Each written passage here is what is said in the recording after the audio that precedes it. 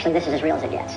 This is Nash Gruner, the son of Olivia Gruner, and you are listening to the UCW radio show, In Your Face. The number you have reached, 911, has been changed to a non-published number. You're listening to UCW Radio. In your face. Give it to me, baby. All right, welcome to the UCW radio show, and normally I would, wind up having an interview being done on the show, because that's primarily what I do. But I made a decision. I have a lot of thoughts, opinions, views on certain things, and I want to start sharing that on the show.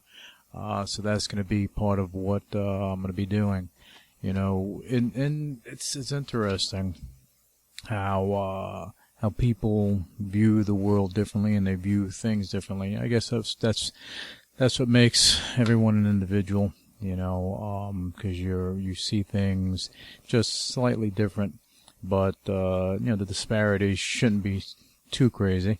You look at politics right now, it's ridiculous how and what's happening. When you have a president that is elected in the United States, they're elected, they become your president. I don't agree with all the protests that have been going on. People chanting, he's not our president, not our president. Whether Trump won or Clinton won, to me, whoever got elected, they won. The people voted them in, and you stand behind them, and that's it. And that's what makes this country great. Having a voice is important.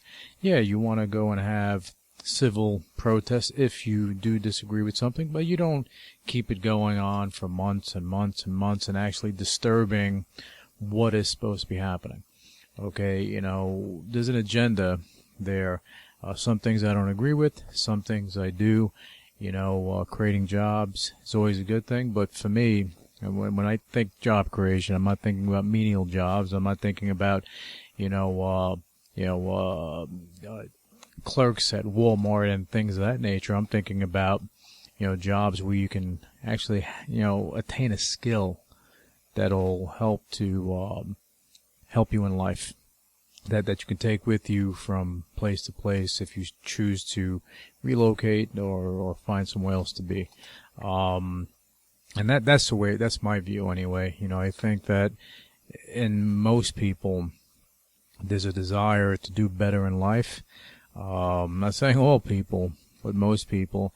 But in order to do that, you need the opportunity to actually progress. If the opportunity's there and people don't take advantage of it, then that's their problem. That's their excuse, and I don't, it's not my excuse. I don't buy it. If you have everything in front of you to get things done and you don't do it, then it's on you.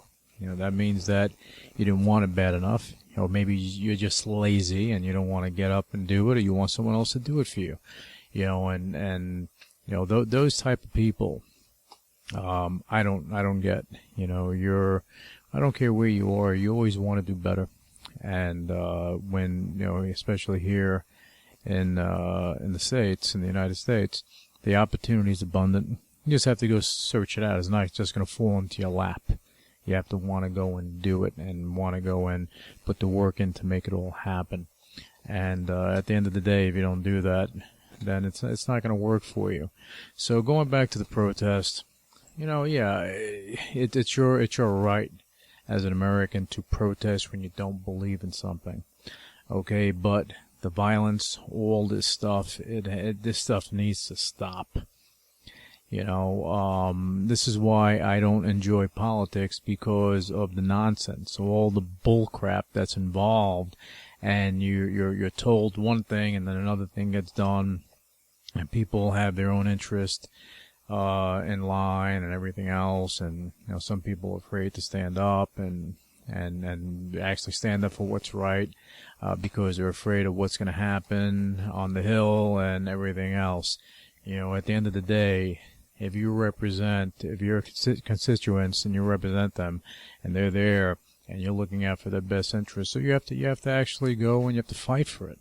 You may get slapped around here and there, but you have to make it work for you, for your community, and that's the way I see that. You know, I believe that you have a number of politicians that do that.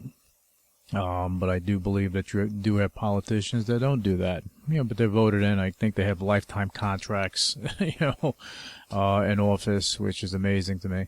You know, like the presidency, you can serve 2 terms. You know, maybe they should have something like that for senators and congressmen as well. Because I know in New York you have a limited time that you can become mayor. Bloomberg changed that up a little bit, but still, you have limits, you know, and I believe on the governor level as well, there's a limit that, you know, how long you can be, how many terms you can serve. And they should have that throughout the government chain, as far as political offices are concerned.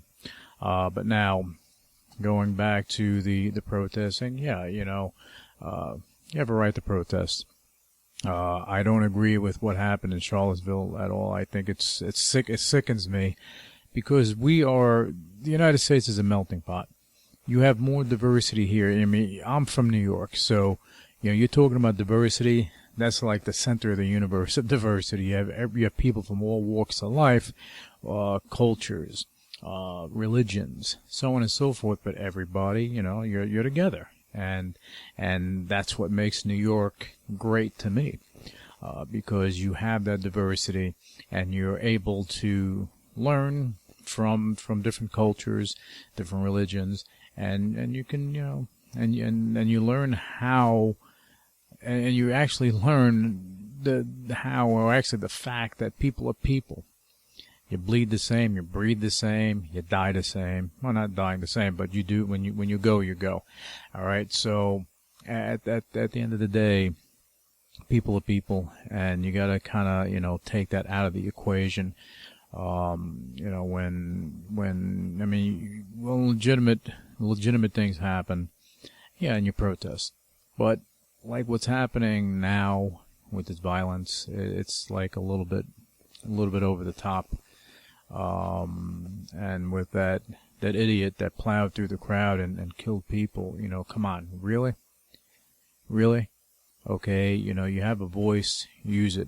You don't need to go and commit vehicular homicide. Okay, again, stuff like that just sickens me. And I wish that, and I just wish and I hope that all the nonsense that's happening, that's surrounding the whole, you know, political arena right now in the States, kind of, you know, changes, and, you know, that nonsense subsides, so that we can really focus on the core problems that are out there. Because you know, look, President Trump has an agenda. So again, certain things I agree with. Certain things he hasn't even had the opportunity to try to execute on. You know, he's put things through. He's getting blocked here, blocked there. Even Republicans are blocking it. But you know what? If everyone just came together and said, what is the best thing for the nation? What I see are people saying, hey, this is not the best thing for us, going in, you know, after the next 4 years, going into another presidency. That's what they're thinking about, you know. And when Obama was in office, President Obama, when he was in office, he did a lot of good things, and there were a lot of things that he was blocked on as well, that he wanted to execute on, and he didn't have the opportunity to do that. And you know, that's politics. You know, you can't, you know, a president doesn't have a blank check to write. And a signature that overrides everything. You know, there are checks and balances, and that's great. That's what you need. Because then, other than that, you know, I think we all know that absolute power corrupts absolutely. In this case, you know, President Trump, yeah, he's a New Yorker, so he has that brash personality, you know, and he, you know, with everything he's done in business. And, you know, how he built his empire, you know, no matter what anyone says, he built that empire.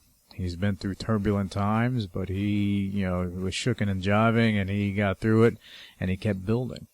You know, you have to give it to him. You know, he took the American dream and took it a step further. And that's great. You know, again, I don't agree with all his views, but he is our president, and I do support that. And I'm hoping that some of the things on his agenda that he's actually able to execute on sooner than later. Like tax reform. Dealing with the healthcare situation. Putting a plan together that works. Because as everyone is out there, praising Obamacare, yeah, for some maybe, but small businesses are suffering, and they have been. They can't grow the way they need to grow because of that. Because what winds up happening after a certain amount of employees that they have to actually go and offer and certain these certain plans, and these plans are escalating in price. Because when you have insurance companies kind of pulling out of that Obamacare, these other plans are going up in price. So it's I don't know how they're going to tweak it. I don't think it's a total repeal and rip it apart and throw it away, come up with something new. I think they need to get in there, fix what's wrong with it. Make it work for everyone. And they haven't done that. Again, when President Obama put this through, he had the good intentions to help and provide health insurance for everyone. Now, do I agree with the penalties, everything else? No. Okay, in other countries they have free health insurance. That's not the case here. But as I said, I just think that if President Trump is allowed to execute on a few things that he has, in line, I do believe that he's going to begin to prove himself. He hasn't had the opportunity to prove himself. And I think that needs to happen. So now, with that aside, I want to touch on something else that's aside from politics, right? Okay, and it's just a thought that's something I was thinking about this morning. It's just interesting how you have, parents out there, and you have some parents that set up a structure for their kids that help them to evolve into adulthood and evolve into to men and women, and give them all the tools they need to go and build up on their own. That's the purpose of parenting, right? You're supposed to go out there and give them all the tools they need to go and progress in life.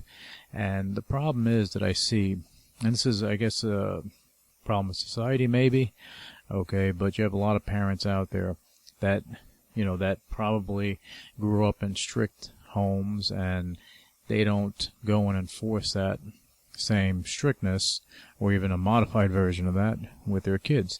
And what winds up happening, you create an entitled environment where the kids believe that they're entitled to whatever they're going to get, and they don't have to work for it.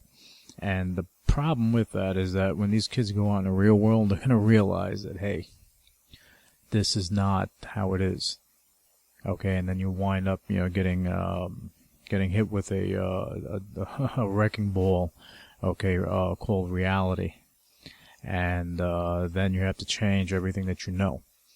So I always think that it's good to do that and set that structure for kids in the beginning, because when they go out in the world and they have this entitled attitude or view on things, they're going to have a hard time in college. They're going to have a hard time, in work and everything else, so, giving them those tools become important, because when you don't, then you wind up enabling these kids to be that way. I know of some parents, they have amazing kids, really amazing kids, and that do all the right things because they're being taught the right way. I know other parents that have kids that don't do the right thing. Okay, you have, this is what it is, but all you can do as a parent, you have that bow, and all you can do is aim the arrow at your kid at the target. You have everything zoomed in, and you hope for the best. The wind may, push it here or there. Comes to a point you have no control. Same way when you let loose of that arrow, you have no control of where it's ultimately going to go. But you can you tried your best, and the whole thing is trying your best to make it happen. All right, so, but anyway, we're gonna, I'm gonna wind up having, these little short segments, going in, probably doing it a few times a week and just, talking about things that are on my mind, and just rattling on like I am right now. But I think that it can be a good, platform to open up conversation about certain things. Okay, so, and again, these are my random thoughts and, on certain things that are going on in the world. All right. With that said, I want you guys to have a fantastic day, and I'll be back with you. We have some really good interviews that are going to be lined up.